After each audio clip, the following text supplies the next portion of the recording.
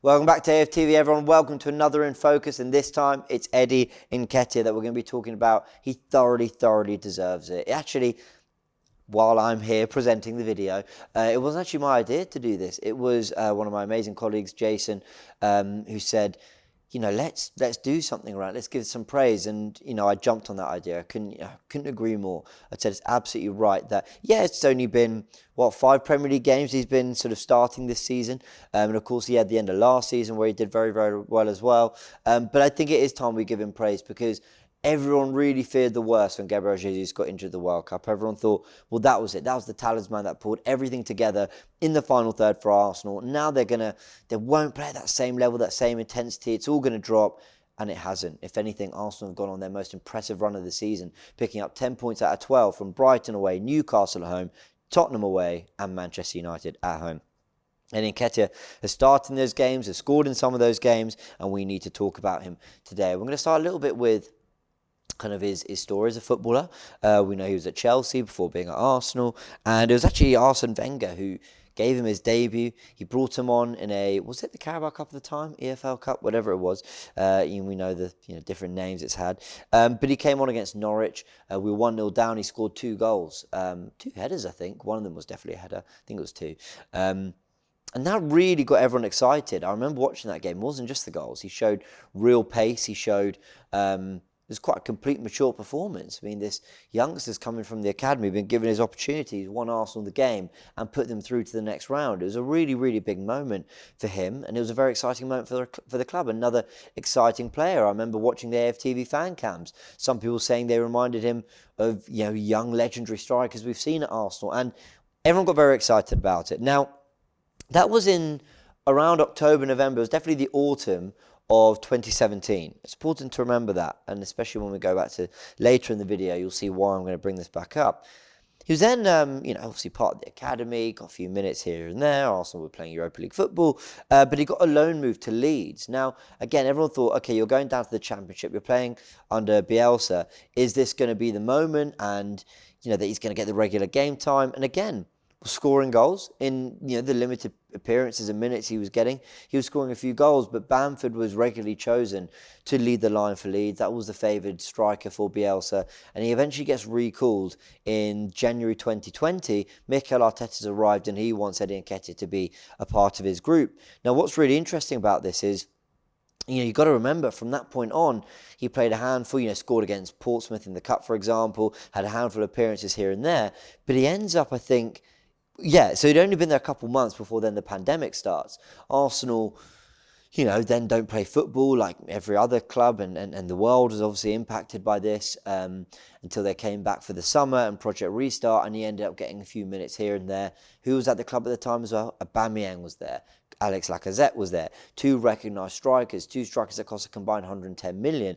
It was, limited opportunities for Eddie Nketiah, though he was getting some minutes in the Cup and he was getting time to play, and he was starting, as I said, some of those Cup games, scored against Bournemouth as well. He actually really played a part in winning that FA Cup, especially getting us through the earlier rounds. And he had had through a few other appearances. I remember he led the line against Southampton that year during the Project Restart, scored a goal. I remember he was pressing the keeper, scored a good goal from there, then got a red card against Leicester. Anyway, he really had his breakthrough though, and by breakthrough I mean when Arteta started to trust him was when Lacazette hit a patch of bad form. I can't remember if there was an injury towards the end of last season. Arsenal's sort of bid for a top 4 place was starting to sort of fall away. He came in, he did okay in that Southampton game, not brilliant, didn't have the impact he probably would have wanted. But he then went on to have a really promising end to the season, scoring 5 goals in the last 7 games, added a dynamism to that front line, and then signs a new deal in the summer. His contract was expiring. He could have gone on a free anywhere, but he signs a new deal. Obviously there was criticism and discussion around how much Arsenal were willing to pay him. But listen, I'm not too bothered about that kind of stuff. I just want the squad and the right players to be there. And as long as everyone's happy, I'm happy. But the big thing was a discussion around that number 14 shirt he got. The fact that legendary strikers like Thierry Henry had worn it, and I know it ended badly with Aubameyang, but he won us the FA Cup wearing that shirt. Theo Walcott had been a long servant, had worn that shirt. Martin Keown, I think, for a bit, wore that shirt. But I do think he changed after. I can't remember, it was slightly before I was a regular Arsenal fan, but I do think for a short amount of time he had the 14. But he signs that deal, gets the 14 shirt, and then Gabriel Jesus arrives. We pay 45 million for him, and you're still left there thinking, so what is Nketiah's role in this squad? How often is he going to play? How does he compare now that Jesus is here? Why have Arsenal tied him down? All these things. Well, let's just have a little look at some of the stats, some of the numbers, and start to compare the two. Because in 117 games that he's played for Arsenal, not many of them starts at all. He has got 32 goals and 3 assists to his name. Goal scorer, far more than a creator. He is a number 9. He is someone who knows where the ball's going to land in the box, and he shows it, so often. You only have to look at what he did against Manchester United very recently.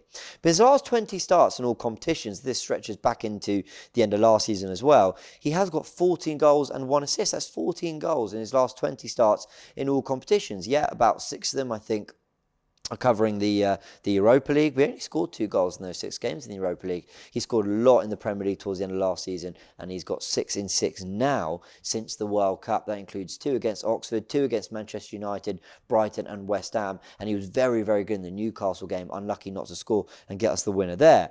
So we start to compare the Jesus and Nketiah numbers to understand a little bit the difference between the two strikers and how Arsenal have adapted to that a bit. Now, what's interesting, the inspiration behind looking at the numbers in this way was, I'll be honest, a Sky Sports stat graphic that did the rounds on social media. And, it was very praising of Eddie Nketiah because of how much of a goal threat he is, and suggesting he's more of a goal threat than Gabby Jesus. Now, it's interesting because, if you're talking about direct goal threat, you're talking about the person who puts the ball in the back of the net. Sure, some of the numbers do suggest that. I'll look at that in a sec. But Gabriel Jesus came in, and the thing that everyone was saying when he went on that 9-10 game run without a goal for Arsenal, what people were saying is, look what he's doing for the rest of the team. When you compare his numbers to Nketiah's per 90 in the Premier League this season, you get a bit of an idea why people were saying that. 0.37 assists per 90 to Nketiah's 0. He's yet to register an assist this season. In terms of shot creating actions, almost double, is it? No, almost double for Jesus, with 4.21 shot creating actions to Eddie's 2.25. Key passes 1.62 to Eddie's 0.45, and pass into the final third 1.7 to Eddie's 0.75. We then go into these stats. Progressive passes per game, per 90, 1.85 to 1.35. Passes received is up at 7.9 to about 6.6. Dribbles completed is higher, and progressive passing distance measured in yards per 90 is far higher as well. What's this telling you? That Jesus is part of the creativity of the team. He's part of dropping in, combining with players, feeding the likes of Martinelli and Saka, pulling wide, taking players on, being a creator as much as he is a finisher of moves. And you look at that in terms of the passes received, how much he's an outlet to receive the ball, but progressive passing distance as well. He's trying to move Arsenal into the areas that he's also trying to be in. But, as I said, inspired by those Sky Sports stats, there are some incredibly impressive stats from Eddie in terms of being a goal scorer compared to Jesus as well. 0.37 goals per 90 for Jesus to Eddie 0.6. Eddie beats him for shots per 90 with 4.04 to 3.69. In terms of goals per shot taken, 0.15 to 0.10. Eddie better there, and his XG is better as well. In terms of percentage of shots on target, Eddie's is higher. In terms of shots on target per 90, Eddie's is higher. In terms of goals per shot on target, Eddie, and pass completion as well, Eddie's is higher. Why would pass completion be higher? I think because Eddie is a little bit more touch and layoff, a little bit safer in terms of, in a good way, in terms of bringing other players into the game, whereas I think Jesus maybe does try things that are a little bit more daring, I think, in the final third with his passing, trying to find an assist, trying to get that killer ball, trying to do something, whereas Eddie is more likely on the end of it. And his finishing and his efficiency in front of goal seems to be up on Jesus. So what you got is 2 players that I think have been asked to do the role in the team fairly similarly. Can you drop into midfield? Can you link up? Can you pull out wide? Can you be a very complete forward? But they've just both got their slight tweaks on it. They've got their way of playing it slightly differently. I think Jesus combines very well on the left side with Martinelli. I think what you've seen is Jesus dropping in and a Xhaka running in beyond. I think with Eddie, You've seen that Zinchenko coming into the team has allowed, Xhaka and Odegaard to be more creators, getting those 10 spaces. I think you've seen Martinelli a little more isolated out wide, but he's had support in other ways. And you've seen Eddie get on the end of some big opportunities. I think the two in the North London derby, the one against Newcastle, but let's focus on the goals. For example, the one against United that equalised it, and of course the winner as well. So they play it slightly differently, whilst largely asked to do very, very similar things. They do play it slightly differently, and it's good to see, and we've got evidence of it right here by looking at touch maps. Now, I've compared how both players almost approached that Manchester United game. Obviously, Jesus played the 490, I believe, at Old Trafford. He did start for sure, played very well that game actually, and in the Emirates game, of course, Eddie led the line, played the 490. Now, when you look at Jesus, this is his touch map. And again, there's a real cluster. Let's get it in red. There's a real cluster in kind of midfield spaces. And actually his shots, which we'll show in yellow, again, a little bit more distant from goal, getting into those areas, open up the foot. You can see where the shots are going, and you can see the areas he's touching the ball. I want us to remember this. I want us to remember this area of the pitch that Gabi Jesus, seemed to be playing a lot of his football against Manchester United, as we then compare it to Eddie Nketiah's touch map. Again, I thought the games were very similar. I thought the way the games went, United had patches in different ways against Arsenal in both ties. They obviously won the first one at Old Trafford. But you look here, there's far less from Eddie in these areas here. Far, far, far less. But a much sort of tighter cluster near the goal. Look at how many of those shots, touches, goal was. Look how many times he was in and around that sort of 6-yard box, waiting for something to happen, getting touches in those areas, hoping he could get shots away, hoping he can make something happen. I do think there's something very interesting about the way they both play it. Eddie, I think, is more sniffing out the goal, waiting. Yes, he what's the word? Contributes to everything else. Yes, he drops in. Yes, he links up. Yes, he still has to do that part of the game. But I think he's got much more of a, I'll let you guys take care of it. I'm also just going to wait for it to fall at the right moment for me to put it in the back of the net. And boy, did he deliver against United with that. Whereas with Jesus, it's, we're not quite breaking them down. Let me see how else I can come into midfield and make things happen so that those openings come. And I think we're just blessed to have two strikers that are probably quite similar in profile in a lot of ways, but also will do different things. And it's not a surprise, actually, that when you look at some of the pre-season games, they combined really well. They did link very well. And we've also seen in the Europa League as Jesus coming on and playing out on the left. The question was asked on Forever Arsenal, does Jesus walk straight into this 11 when he's fit? Maybe he does, but that doesn't mean Eddie has to lose out, because you've got other roles that he can play, whether it be two up front. I doubt you drop Jesus into midfield, but you could definitely play him left and right. And I think this is the versatility that Arteta's looked for, and it's brilliant that we have that in this team.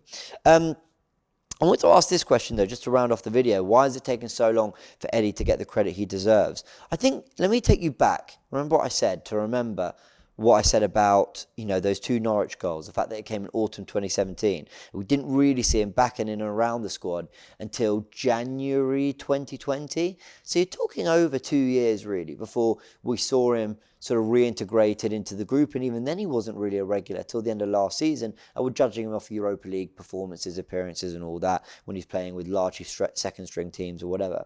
I think the fact that he's been around for so long has been a disservice to him in a way. I think, on the one hand, you admire and you love that he's been there so long and that he really wants to make it as an Arsenal striker, sign a new deal, and he gives his all for the shirt. But on the other hand, I think almost, and I don't want to sound horrible, almost to agree, fans got just a bit bored of it. Like, okay, what's the next thing? Oh, Balogun's the next thing. Let's all get excited about him. Balogun's doing brilliantly. I think we are blessed with two really exciting young strikers, added to Jesus as well.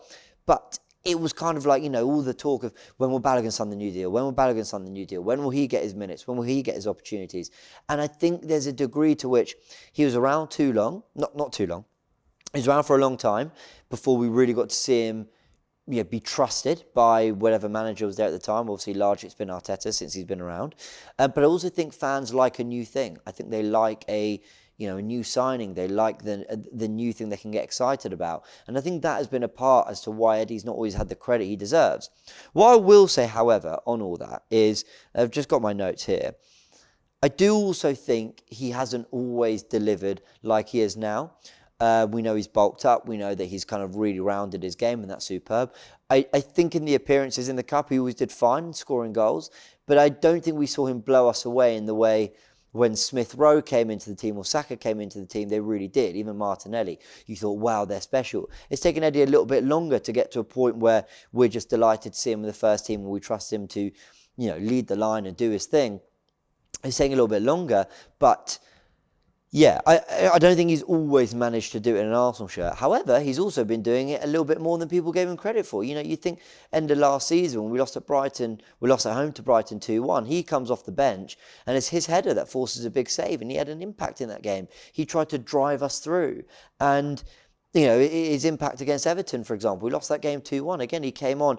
Yes, he missed a big chance, created 3 big chances for Lacazette and Aubameyang. So I think, Eddie was showing signs of it, but because, like I said, he'd been there a long time and all that, maybe he wasn't being given the credit he deserved for some of those pretty impressive cameos. Now, what we've also had is a player, and what we've also got here is a player that I think for a long time people haven't really understood stylistically. People want a striker sometimes to be either a 6'5" Calvert-Lewin type, where he's a good header of the ball, he's a presence in the box, all that, or maybe they want a Sergio Aguero, or a Luis Suarez, fantastic ball carrier, superb tight control, immense skill.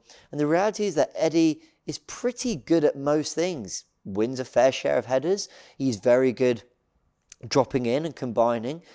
He's actually not a bad dribbler. He's got good pace. But the fact that he can do a little bit of everything has maybe taken from him in the sense that people have sort of gone, well, what kind of striker are you? I don't quite understand. What's your profile? What should I expect? And the reality is he's always contributed a little bit of everything. And now people are starting to appreciate that, which is good, including myself. I didn't appreciate it as much as I should have before. I probably gave him more credit than others, a little bit. But I never thought we'd get this level of performance because this has been really impressive. Leading the line, in an Arsenal side that really wants to press and take the game to teams like Tottenham away from home, like a very informed Man United, and him being a key part of that, I think it is more than I expected. And I'm more than delighted to say that he is just nailing it at the moment as Arsenal's leading striker. So I'm delighted for him. We'll leave it there. That's been an in focus on Eddie Nketiah. Some of the numbers, see how he compares to Gabi Jesus, but also trying to answer a little bit why maybe he didn't get the credit he deserved before. It was a good question that Jordan asked on the Forever Arsenal podcast. Go check that out to see what we said at the time. I said fairly similar things, but I've explored it in more detail here.